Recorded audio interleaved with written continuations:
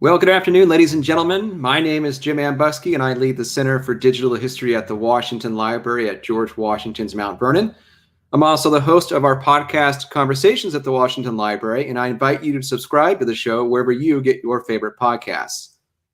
Welcome to Day 3 of the 2020 George Washington Symposium. I'm delighted that you can join us today. This symposium is now in its 25th year, and it's Mount Vernon's longest-running lecture program. It was established in 1995 through a generous grant from the Varon Foundation in Philadelphia, and this year we're thrilled to have additional support from our friends at the Kinder Institute on Constitutional Democracy at the University of Missouri. We've had two excellent discussions about elections so far, including a look at George Washington, the colonial candidate, with David Stewart, and the first presidential elections with Jeffrey Pasley. If you missed these two lectures, never fear, you can find them on Mount Vernon's social media channels, including Facebook, YouTube, and Twitter, or by going to www.mountvernon.org/GW Symposium. On Thursday and Friday, we're excited to welcome Donald Ritchie for a conversation about Franklin Roosevelt's election in 1932, followed by a discussion with Alan Price, who will explore the contest between John F. Kennedy and Richard Nixon in 1960. But today, we tackle the elections that nearly ended the founding generation's experiment in representative democracy. In November 1860, Americans went to the polls with the fate of the Union hanging in the balance. Abraham Lincoln's success in that election triggered secession and the Civil War. And when that war ended in 1865, roughly 700,000 were dead, 4 million African Americans had been freed from slavery, and Lincoln himself had given his last full measure of devotion. Today, we're fortunate to have one of the leading experts on the American Civil War era join us to discuss the presidential contests of 1860 and 1864. Dr. Elizabeth R. Varon is the Langborn M. Williams Professor of American History at the University of Virginia, where she is also on the Executive Council of the John L. Now III Center for Civil War History. She is also the author of numerous books on the Civil War era, including most recently Appomattox, Victory, Defeat, and Freedom at the End of the Civil War, and the just published Armies of Deliverance, A New History of the Civil War, both published by Oxford University Press. And if you'd like to purchase either of those books, we've dropped links for them in the chat here function below. She was also one of my mentors while I was in graduate school at UVA, and I'm excited to get a chance to talk to her now. Dr. Varon, welcome to the symposium. Thrilled to be here, Jim. Thanks so much for inviting me. Great to work with you in this way. Thank you very much for joining us. And as I said, you were one of my professors while I was at UVA. I taught for you. You were on my dissertation committee. So I'm just grateful that it's this time that I get to be the one asking the questions. Fair enough. It's a mutual admiration society here. Exactly. Great. Like I said, it's great we get a chance to collaborate here. I'm very pleased as well. So let's dive right in, and let's start in 1860. Sure. The Republican Party was relatively new on the scene in 1860, but they were already a major force in national politics. And in fact, they nearly win the presidency 4 years earlier when John C. Fremont runs. So I thought we would explore for a few minutes the respective positions of each of the two major parties, the Republicans and the Democrats. And first, maybe we can look at the platform that Abraham Lincoln and the Republicans are running on in 1860.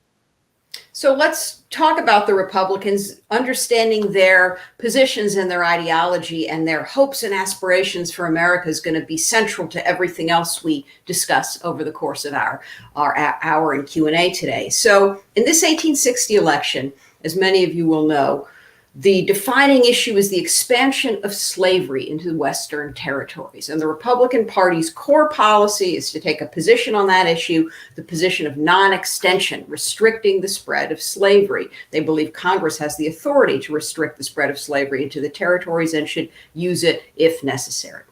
Now, Republicans had a variety of motivations for standing behind this central platform policy of non-extension or restriction or free soil, as it was sometimes called. Some Republicans had moral qualms about slavery. Others had economic or political reasons for opposing slavery. Some believed that stopping the spread of slavery was, in effect, the last and only thing the federal government needed to do on the issue. Others hoped that the non-extension of slavery was the sort of opening wedge towards further abolition measures. Some Republicans had a rather patient timetable for slavery's demise, willing to wait generations to see the institution gradually dismantled. Others had a more urgent timetable. But what unites them all is a belief that a free labor system in which people are compensated for their work is superior to a slave labor system. So free soil, non-extension, a key issue. But there are other issues at work too, and they're all related, as I'll explain. A second way in which the election is a sort of referendum, certainly a referendum on the spread of slavery. It's also a referendum on the Democratic Party and Lincoln's predecessor, James Buchanan, who had a reputation for having run quite a corrupt administration, mishandling of public funds, bribery, various forms of malfeasance. So the Honest Abe moniker for Lincoln is in part a way of saying, hey, here's a guy who's different, who's going to be trustworthy in a way that Buchanan, the Democrat, wasn't. That issue, too, goes back to slavery in the sense that one of the corrupt things the Buchanan administration did that angered Republicans and many Northerners was supporting in Kansas, this territory that had become the site of so much conflict, supporting a fraudulent pro-slavery government instead of the anti-slavery government in Kansas that in fact represented the majority of the settlers there. So many charges of malfeasance in Buchanan and corruption laid at Buchanan's feet. The country had also experienced an economic downturn, so-called panic, as they called a downturn in the 19th century on Buchanan's watch, and Republicans in their platform proposed economic policies they felt would right the ship economically. Tariff protection for industry, homestead grants of land to Western settlers, and so on. And finally, a third issue here on the table, which goes to the heart of the Republicans' policies and aspirations for the country, and that is the question of the Union. As you said in your opening, would the Union survive? Was it worth saving? How to save it? Republicans like Lincoln believed that the Union was absolutely worth saving, that the Union was synonymous with representative government, with majority rule, with this singular experiment in democracy that had unfolded in the United States. And they hoped and expected that the electoral process that the founders had set up would be the arbiter in the conflict between North and South, that the issues on the table would be settled at the ballot box, and that the minority would yield to the majority in a peaceful transfer of power of the kind that the founders had intended this system to effect.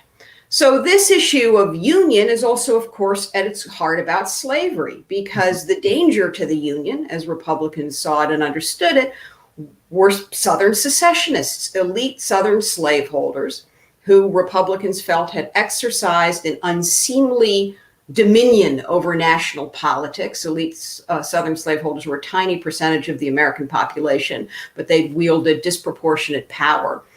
And really, in a sense, the heart of the Republicans' worldview, perhaps the most important thing to understand about the party, is that Republicans hoped, believed, imagined that the non-slaveholding white Southern majority in the South was under the thumb of these elite slaveholders, under the spell of them. And Republicans hoped and imagined that if they could break the spell that secessionist elite had cast over those non-slaveholding white Southerners, that maybe a free soil ethos could take root in the South, and that maybe, ideally, if the restriction of slavery was spread, the restriction of slavery was stopped, rather the spread of slavery was restricted, then those non-slaveholding white Southerners would gain power gradually vis-a-vis that slaveholding elite, and the Southern states would see fit to voluntarily, gradually dismantle slavery on their own. In other words, the restriction of slavery spread would be the writing on the wall that persuaded them that this institution had to be put on that path to extinction that Republicans like Lincoln had talked about. A few more brief opening comments, again, because this is a real core for all that is to come. The Republicans had a kind of northern strategy and a southern strategy. In other words, in terms of the electoral map, as they devised this platform with its emphasis on union and economic renewal and free soil and non-extension. The goal in a very technical, practical sense was to gain ground in 3 or 4 swing states that they had lost in 1856, and that they knew that if they won, would be decisive, that the Republicans, the northern population edge over the South was such that the Republicans could win simply by picking up enough electoral votes in free states, free soil states. And the ones they really had their eyes on were Illinois, Pennsylvania, and Indiana. They felt that if they could capture those swing states, they would prevail. And so their message was meant in part to appeal to voters in those states who were moderate or conservative, not radical abolitionists by any means. And they choose Lincoln in part because Lincoln is a native son of Illinois, has a reputation as a moderate, seems in his personal life story to be the literal embodiment of the Republicans' emphasis on meritocracy, a free labor system in which by the sweat of your brow, you can sort of rise up the social ladder. As I've just implied, they have a Southern strategy too, in the following sense. They don't actually appear on the ballot anywhere in the South except for in some places in West Virginia. But they do hope, again, if they can discredit secessionism and Southern slaveholders, that they might be able to establish a little foothold in the South and build a party there, and make this newish Northern party a national party. Well, and as Republicans are trying to peel away people that they see as under the thumb of Southern slaveholders, as they're trying to figure out their strategy to win those swing states, they also have to contend with a Democratic Party amongst Democrats, their union amongst themselves isn't exactly in the best shape at this moment. And so what can you tell us about the state of the Democratic Party in 1860? So the Republicans are facing a Democratic Party that has really struggled, that is in sort of shambles, and that has split in its own sort of internal schism between its Southern and Northern wings. And its Northern wing, and the standard bearer of Northern Democrats in this race, is Stephen Douglas, who had been Lincoln's opponent in the famous Lincoln-Douglas debates, that senatorial showdown in Illinois. And Douglas and the Northern Democrats, their central take in this referendum on the spread of slavery into the territories is the policy of popular sovereignty, so-called. This was Douglas's belief that the question of slavery's extension should always be left to local communities to decide, for territories to vote slavery up or down. And Douglas's hope in this campaign is to establish himself as the head of this party, to put Northerners in control of a party that had been dominated by Southern slaveholders. The Southern Democrats break off during a pair of very messy, contentious Democratic conventions, and in 1860, and Southerners nominate a young Kentuckian named John Breckinridge to represent the Southern wing of the Democratic Party. And the position of the Southern Democrats on this key question of slavery expansion is that slaveholders, in keeping with the pro-slavery Dred Scott decision, have an absolute right to take slaves anywhere they want in the Union, that neither Congress nor territories can bar slaveholders from doing so. And they demand in these Democratic conventions that Congress pass a federal slave code that will legalize slavery everywhere, again, so that even settlers in localities cannot declare it illegal and keep it out. And so the two wings split over this slavery issue. Well, you brought some fantastic cartoons with you today to talk about these particular campaigns in 1860 and 1864, and I thought we'd start with not a cartoon that's favorable to the Republican Party. This is actually a Democratic attack on the Republicans. Good. So let's get into the campaign a little bit. So this race, in effect, has 4 competitors in it. We've mentioned 3 already: Lincoln and the Republicans, the Douglas Northern Democrats, Breckinridge leading the Southern Democrats.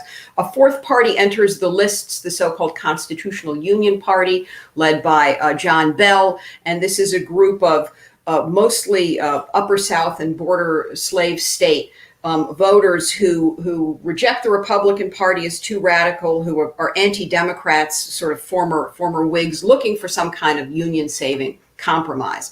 And in effect, the race is a race that pits Lincoln against Douglas in the North and Breckinridge against Bell in the South, although Breckinridge and Bell do compete for some Northern votes, and Douglas tries to compete for some Southern ones.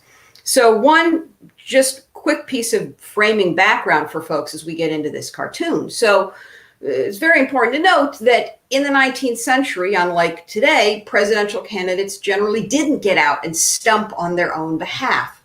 They had surrogates do that work for them. That could be the congressional electors in their party. It could be candidates, down-ticket candidates. It could be newspaper editors, and so on. We'll see that Stephen Douglas sort of breaks this pattern and tradition.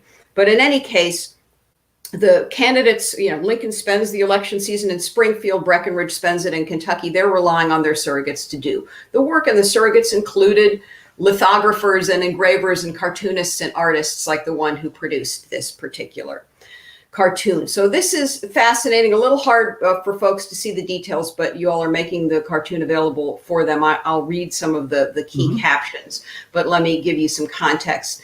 The goal of the Democrats, the Douglas Democrats especially, and also the Bell Constitutional Unionists to a certain extent, was to make an argument they had made against the Republicans in 1856 and the Democrats had made against their opponents going quite a ways back. And that was that the Republicans were radicals, that they were all essentially the tools, despite Lincoln's relatively moderate reputation, they were all the tools of the extreme abolitionists in the North, and that those abolitionists were disunionists. Now here's something that's a little counterintuitive. We associate disunion, the destruction of the Union, with the secessionists.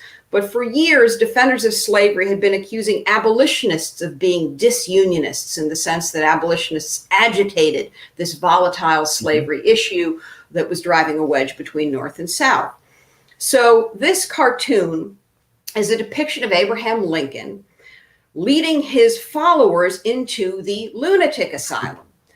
And if you look and see, so it's a democratic critique of Lincoln, an effort to paint him as a radical. And if you look and see what the various caricatured people following him are saying, they meant to be caricatures of what Democrats took to be the elements of Lincoln's constituency, you see them saying things like there's a Mormon, there's a free love representative, there's a suffragist, women's suffragist who says, I want women's rights enforced and man reduced in subjection to her authority. There's a free black who is saying that white men have no rights that colored persons are bound to respect. This is flipping the notorious ruling in Dred Scott, in which Justice Taney's racist ruling had said that African Americans had no rights that whites were bound to respect. There is a socialist saying, quote, I want everyone to have a share of everyone else's property. There's a thief saying he wants the right to examine every other citizen's pockets without interruption by policemen. So this is an effort to say Lincoln is the leader of social radicals who will overturn traditional hierarchies. Now, I think most of our listeners will know that Lincoln was not, in fact, a socialist. He was not a feminist. He was not, alas, a racial egalitarian. But this was an old page from an old playbook here to try to collapse that northern political spectrum that actually was quite broad, running from progressive to conservative, with a sort of big group of moderates in the middle, to collapse it and to suggest that all Republicans were radicals. So as the Democrats tried to paint Lincoln as a radical, as Republicans in general as debauched and trying to upset the old social order and bring down the republic that way, what's the Republican strategy to counter those efforts? How are they campaigning in this period? Well, let's go to cartoon 2 as a sort of backdrop for thinking about that. So the Republicans are trying to, in essence, flip the script, particularly on Stephen Douglas, again, with whom Lincoln is competing for Northern votes, to suggest that Douglas is someone who has tried to finesse the slavery issue. Here is a cartoon, a Republican cartoon, portraying Douglas riding two horses marked Popular Sovereignty and Dred Scott. The Dred Scott decision, again, this notorious pro-slavery decision, had ruled that slaveholders had an absolute right to take their property into the territories. Popular Sovereignty, Douglas's pet sort of position that he had helped elaborate, what would theoretically leave settlers the option of restricting slavery, of choosing not to adopt it or permit it in territories. And this Republican ad is trying to suggest that Douglas can't have it both ways. He can't claim to uphold Dred Scott while upholding popular sovereignty. They are irreconcilable. Douglas had tried to reconcile them by suggesting that settlers in a territory could simply refuse to pass the slave codes, the system of surveillance and punishment that instituted slavery in different southern states, and sort of keep slavery out that way. And that's part of the reason Breckinridge Democrats demanded a federal slave code. But in any case, this cartoon is meant to suggest that Douglas is trying to have it both ways. And Bell is portrayed in the background there, and Douglas is saying, in effect, hey, you come and try to, take a lap with these two horses. So what the Republicans are doing, as you've suggested, Jim, they're doing two things. One of the things they're doing is saying, hey, you Democrats can't save the Union. You can't even keep your own party together, right? On the other hand, there were times when Republican rhetoric suggested that Douglas, though he tried to distance himself from the radical secessionists in his own party, in the end would just be their tool, like Democrats had been. And that his party was a bit of a Trojan horse for welcoming in this secessionist extremism, that he couldn't be counted on to defend a free soil position. So in essence, Democrats are saying Republicans are disunionists in the sense that they're radical sectionalists. Republicans try to flip the script by saying that Douglas is the disunionist. He's presiding over a split party, and he's going to do the bidding of these radical secessionist extremists in his own party. Well, let's look at the results of this campaigning by pulling up the electoral map of 1860 and talking about that for a minute. Here we see the votes by the states. Of course, in this period, a large section of the western portions of the United States is in territory status, so it can't vote in presidential elections. But here you see clear divisions between North and South and amongst the Democratic Party itself.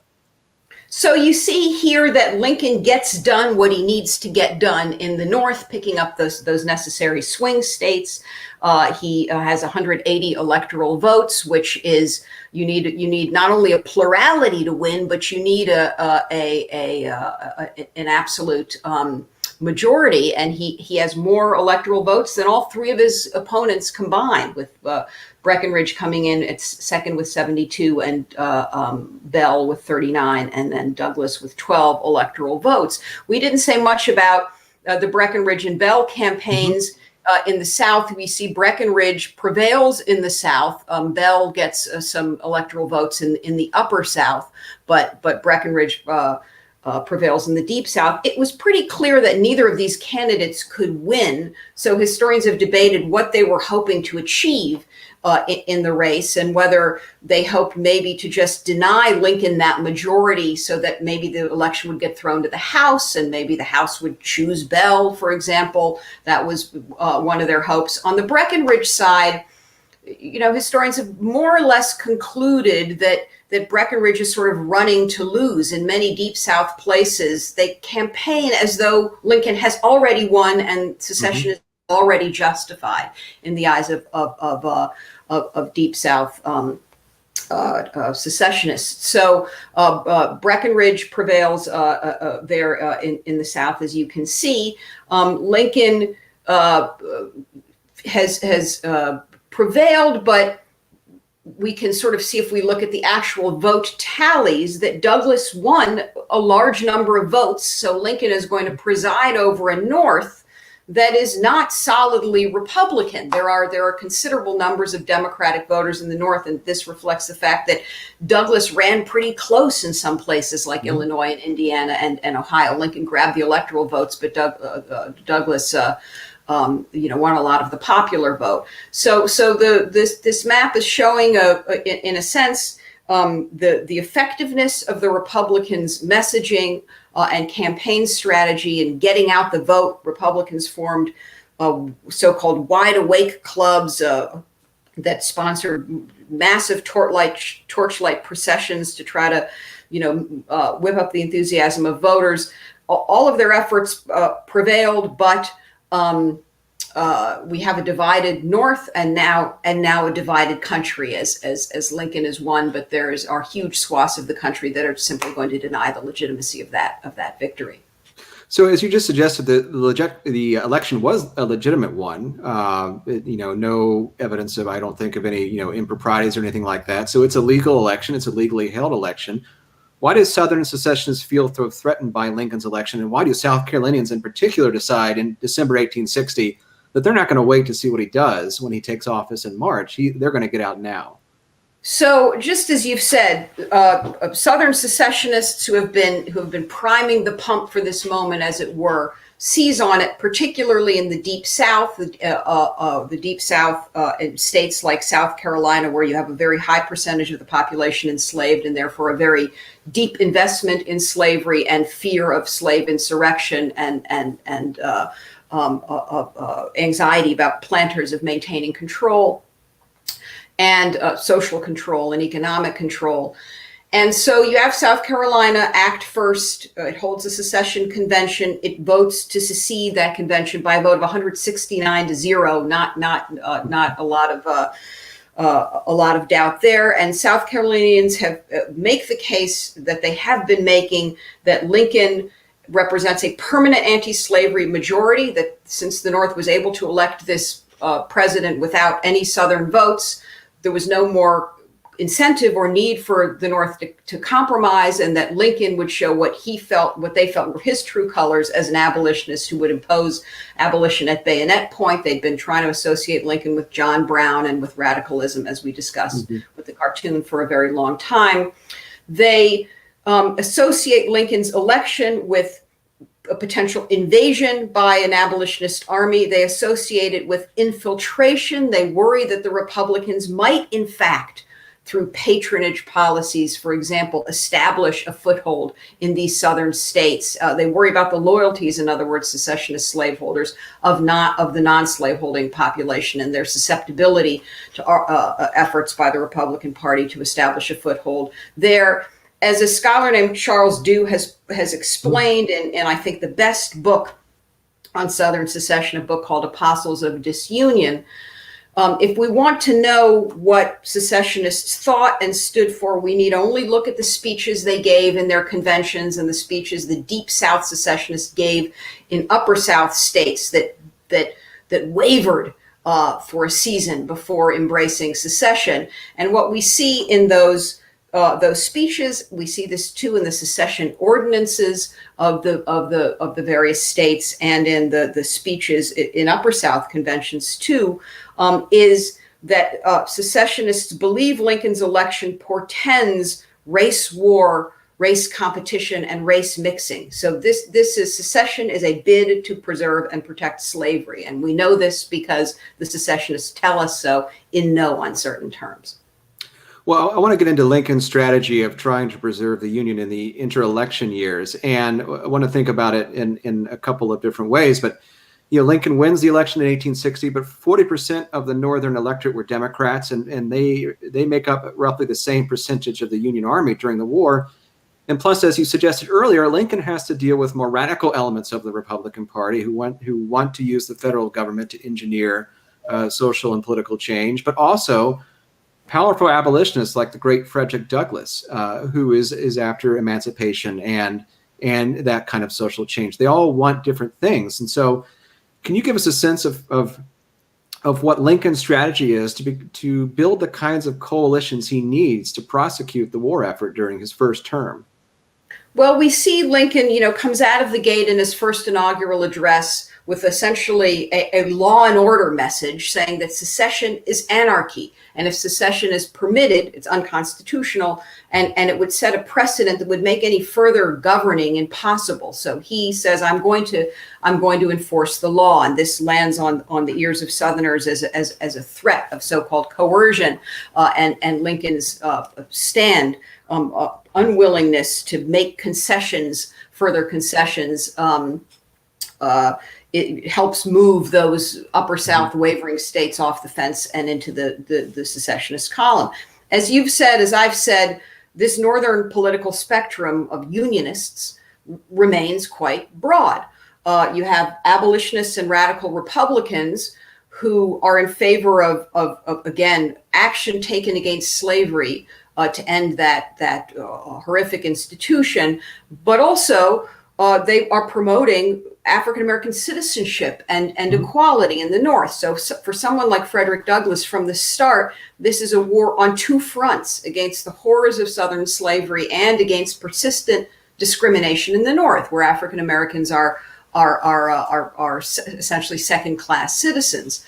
So, for them, they will pressure Lincoln from the very start to take measures against slavery. And Douglass will say brilliantly, to fight against slaveholders without fighting against slavery is but half-hearted business. He's picking up here on the fact that antipathy to slaveholders keeps that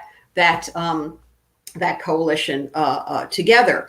So you have, on the other end of the political spectrum, some of these Democrats, conservatives who are anti-abolition and have always been. And then you have in that vast middle, as I described it, moderates like Lincoln, who traditionally have been uneasy about abolition, radical abolition, and uneasy about slavery too. So where do you find a message that unites all of them? Well, I argue in this recent book that Lincoln finds that message in the political theme of deliverance. Mm-hmm.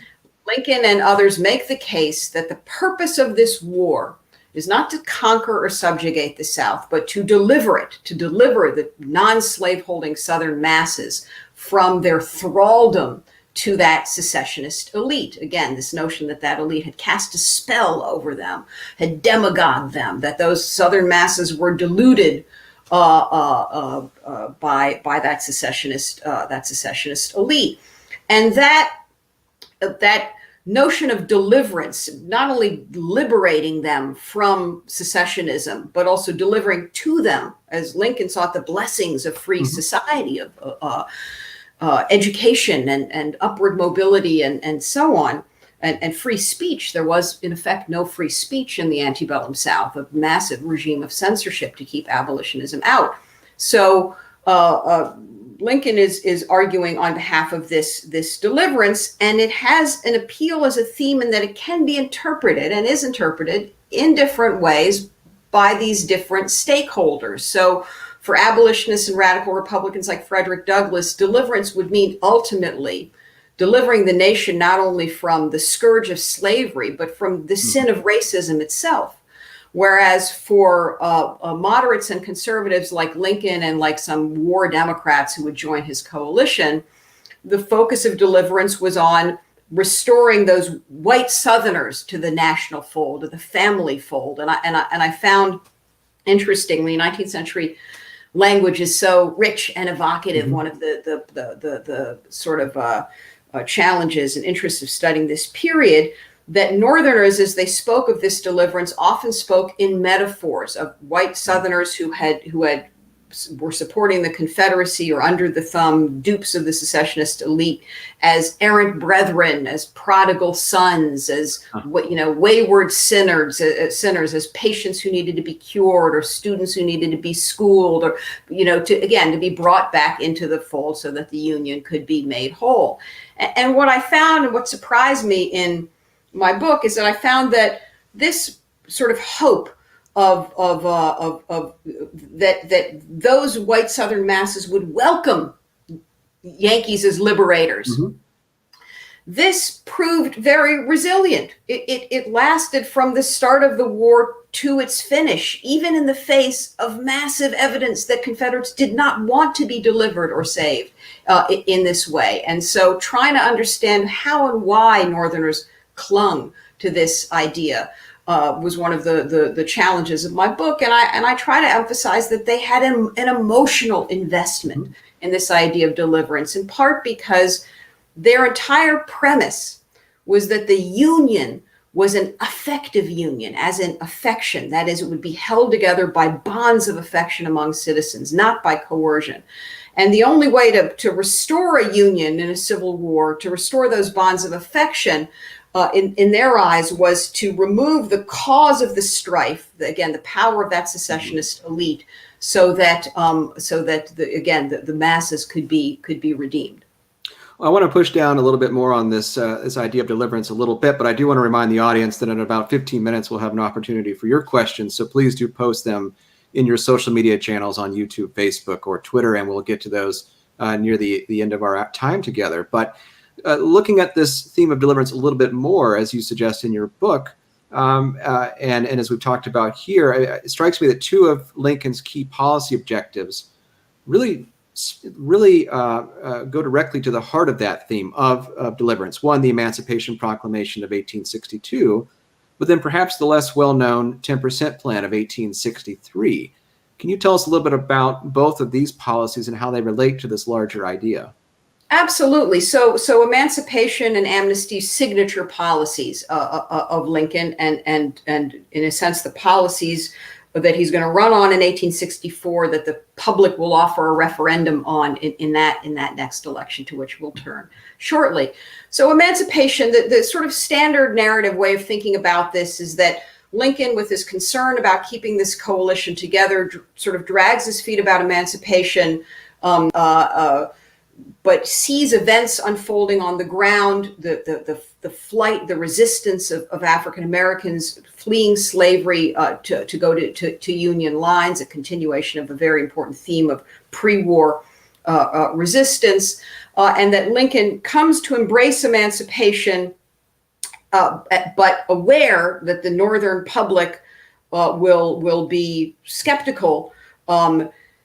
He promotes emancipation as a military necessity on military grounds, as punitive, to take resources away from the Confederacy by undermining slavery.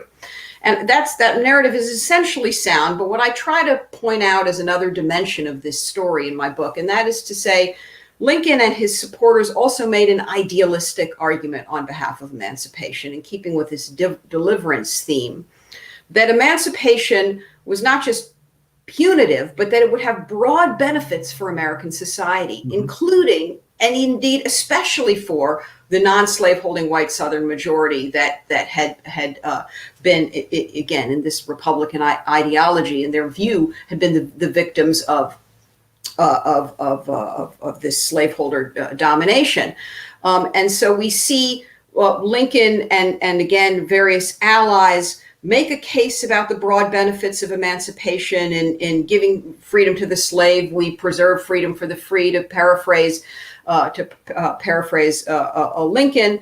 Again, this is an argument that once you open up the South to a free labor ethos, and you are able to spread education and opportunity and free speech, that everyone will benefit.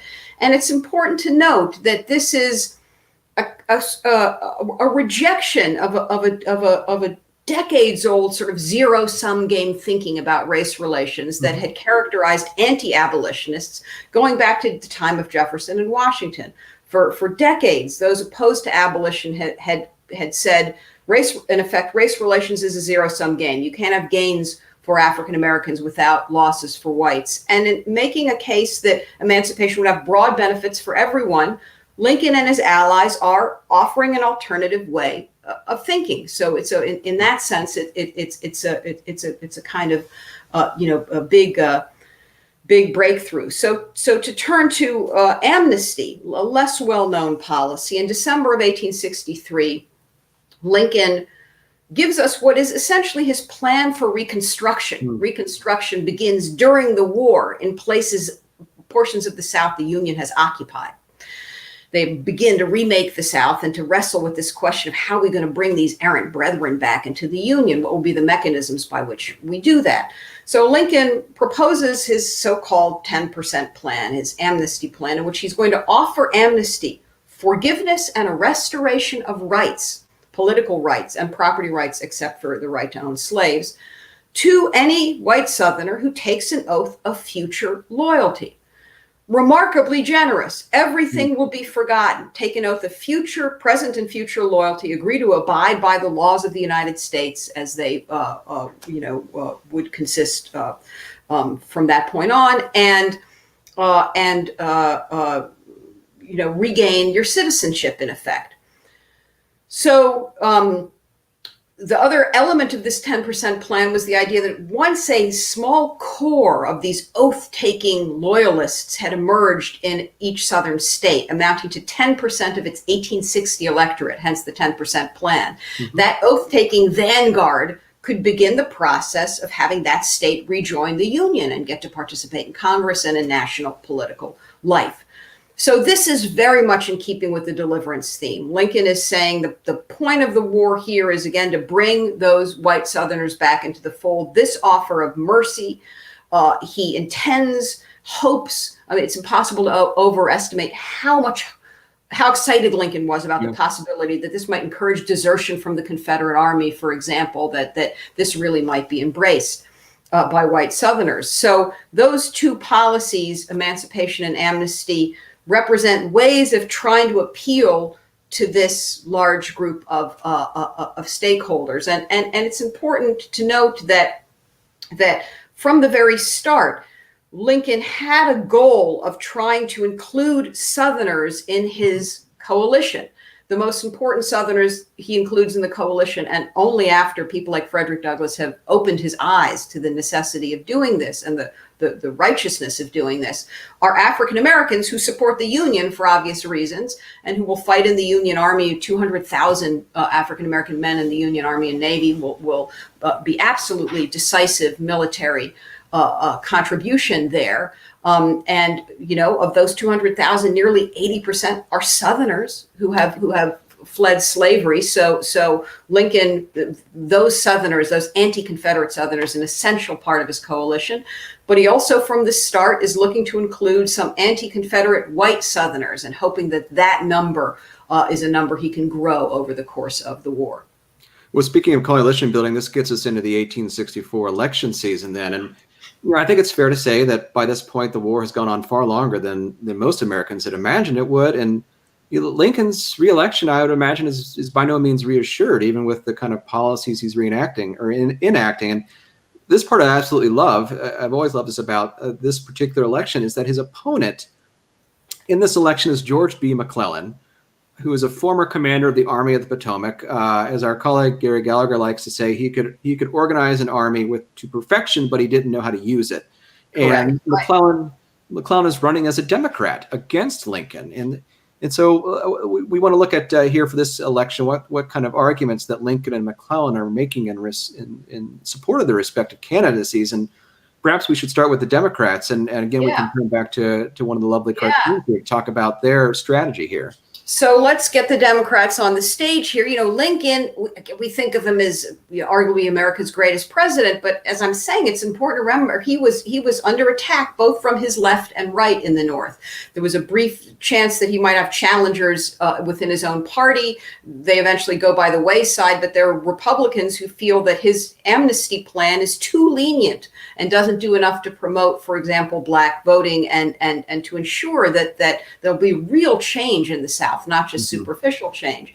But he also faces a challenge from the right, from the Democrats under McClellan, and the core Democratic arguments are, in a sense, an echo of those 1860 arguments to associate Lincoln with radical abolitionism. Many Democrats oppose his emancipation policy. They oppose conscription, the draft. They oppose the way that Lincoln had suspended habeas corpus in some areas of contested areas of the border states in particular. They have raised a hue and cry of Lincoln as a tyrant, and they are accusing the Republicans of needlessly prolonging the war in order to advance a radical agenda.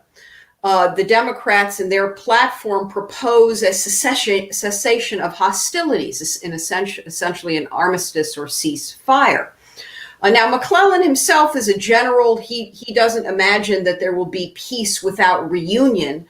But there are two elements in his party. He represents a more moderate sort of war Democrat, the more militantly sort of conservative anti-Lincoln Democrats, the peace Democrats, or Copperheads, as they were nicknamed in what was meant to be a derogatory nickname, suggesting general sliminess. The peace Democrats are so critical of Lincoln, so critical of emancipation, so critical of the Union war effort, so eager for a peace. Some of them seem willing to accept Confederate independence if that will bring peace. And so McClellan is on his kind of back heel, trying to distance himself from those elements in his party who get a platform plank to their liking, again, calling for essentially a cessation of hostilities on record. Now, at the heart of the Democratic argument is the case that the war has failed, that Lincoln has failed as a wartime president and commander-in-chief, that the Union Army has failed, and that the public should withdraw support from a Lincoln administration war that has become something that Democrats claim they never signed on to begin with. And this cartoon is meant to get at that charge. Here is Columbia, representing the United States, saying, "Give me my 500,000 sons back," with lives wasted. And Lincoln saying, "Wait, that reminds me of a story. This is a reference to a rumor that Lincoln, who loved humor and making jokes, that he had made a joke while visiting the Antietam battlefield, the site of a very bloody, costly battle." So this is the Democratic charge, encapsulating their charge that Lincoln has failed and that all these deaths have been in vain. So we can, go ahead. Yeah, I was going to say, as part of the Republican strategy, I would imagine that their argument might be something to the akin of, if we compromise, that's the ball game, essentially, and we've wasted this war effort. Right. So the Republicans have to answer this charge of an unsuccessful war. And they have a number of sort of arrows in their quiver. First of all, fortunately for the Republicans, there are some fall surprises in the form of some essential Union victories. Sherman's taking of Atlanta, the fall of Mobile to Farragut, Sheridan's successes in a series of battles in the Shenandoah Valley, sort of removing it as from a shortening list of places that Lee can use to feed his army. So military victories give some buoy the Republicans, who can now say that there are successes that vindicate Lincoln's leadership and successes to build on. But really, the essence of the Republican strategy is to associate McClellan with the Copperheads, with those who want to capitulate and surrender, and to conjure for Northerners what a McClellan victory would mean. And this cartoon, maybe the most famous image from this election by the famous cartoonist Thomas Nast, a Republican cartoonist, this cartoon compromise with the South, in which a wounded Union veteran has to bow in abject despondency to Jefferson Davis, in which Columbia is weeping, in which an African-American vet soldier and his family are lamenting slip back into slavery and into the old ways, in which the tombstone, is a tombstone to the memory of people who died in a useless war. This is meant to suggest that a Democratic victory will mean sacrificing all of those Union lives lost, blood and treasure, and capitulating to the Confederates, giving them independence, the very thing, allowing them to destroy the Union, the very thing that Union folks were fighting against. So the Republicans use images like this to associate McClellan with those Copperhead elements in his own party. The Republicans also do some other things we ought to shine a light on. they have a rebranding exercise in this election. Lincoln, understanding that the term Republican Party is controversial, they decide to call themselves the National Union Party. And this isn't only a superficial name change. This signals that Lincoln really wants his coalition to include war Democrats who were put off by the Copperhead platform. He wants it to include border state figures like the Kentuckian Robert Breckinridge, who's been a champion of his from a slave state. He wants it to include some, again, anti-Confederate Southerners from seceded states. And of course, the ultimate example of that is the man he chooses as his running mate, and that's Andrew Johnson of Tennessee, the one Southern senator who had stuck with the Union. Tennessee, a state that had seceded, but that was undergoing this wartime reconstruction in areas that the Union Army occupied. One more really key point here, and that is that that Republicans, as they make their case to the Northern public, argue, among other things, that deliverance is working. Which seems, again, counterintuitive to us. We can see that the vast majority of Confederates in Confederate states had shown that they were in this to the last ditch. But in the eyes of Republicans, they had made headway in slave states. The slave states of Kentucky and Missouri and Maryland, for example, that Lincoln had worried about losing, had stayed in the Union column. More men in those states had chosen to fight in the Union Army than the Confederate Army. The Republican Party had made progress in Missouri and Maryland. Those states would abolish slavery because the Republican Party was able to take root there. West Virginia had broken off from Virginia. A wartime reconstruction on the 10% plan was underway in Louisiana and Arkansas and Tennessee. So Lincoln said, this work of reclaiming the South, we are making progress. This is not a time to capitulate to secessionists, as the Copperheads seem to want.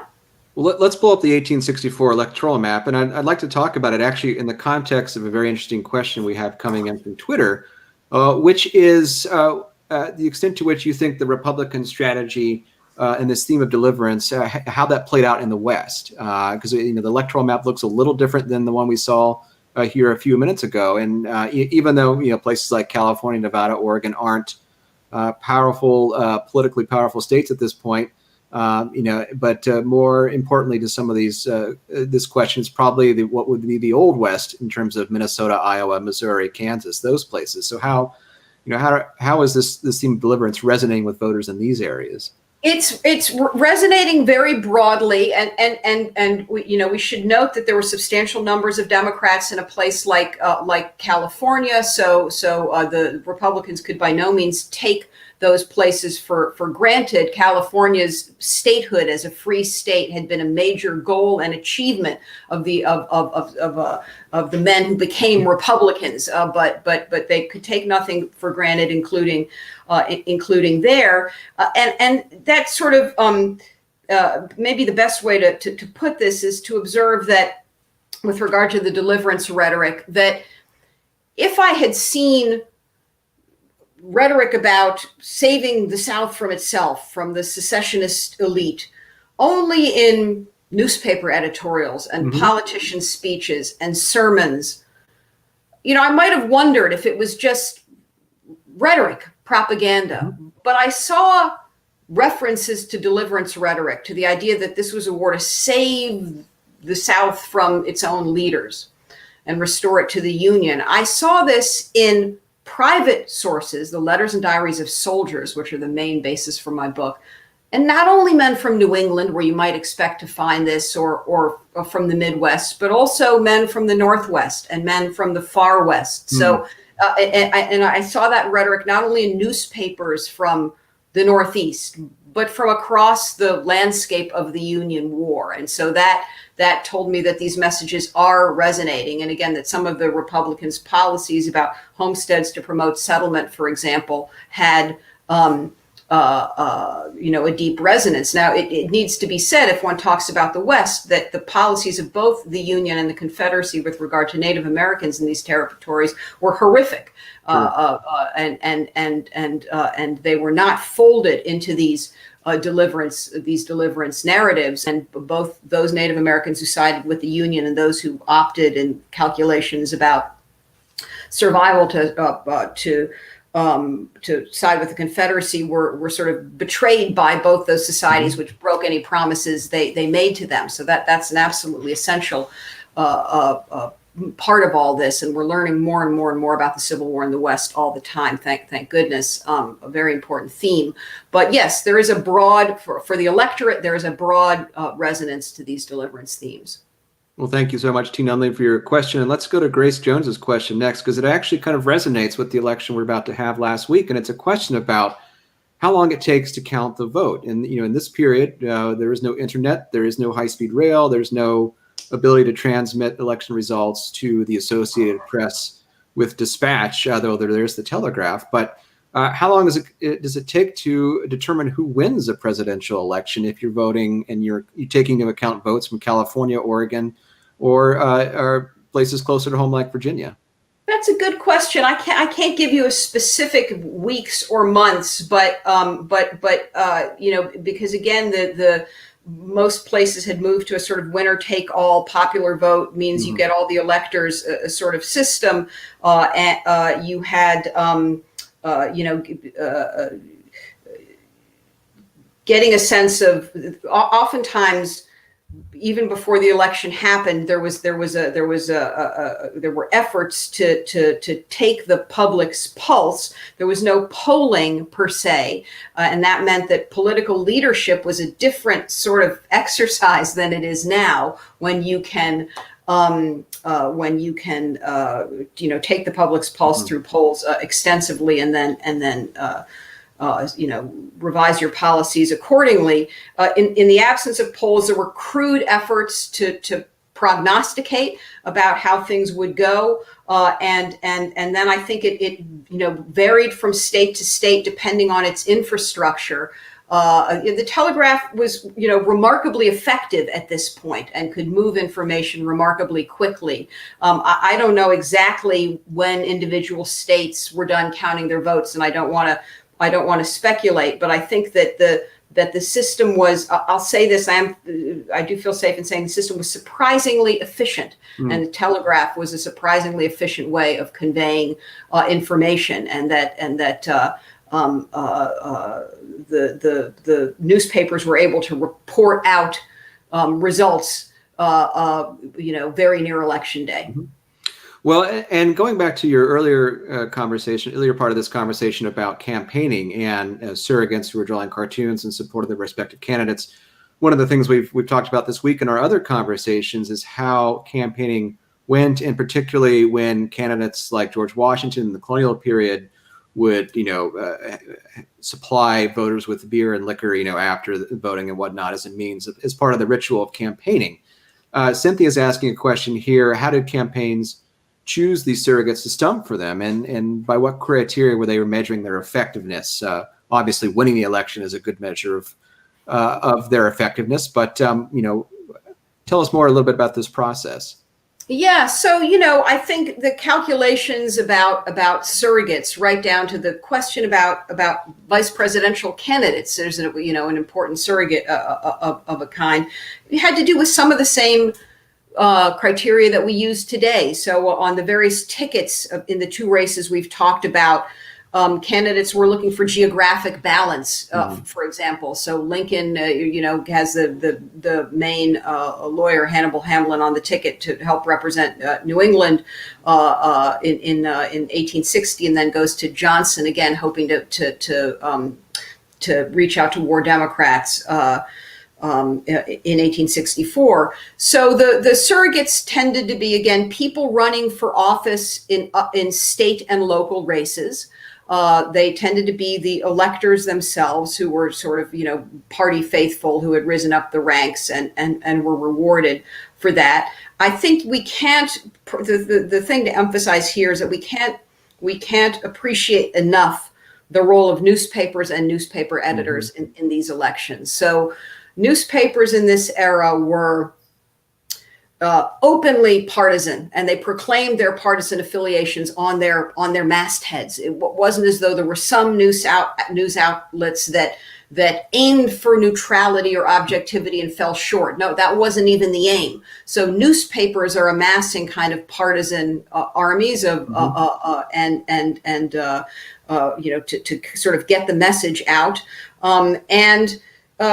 We also can't sort of overstate how important rallies and campaign events that beginning in the spring of a presidential election season and going right up until election day were absolutely extensive.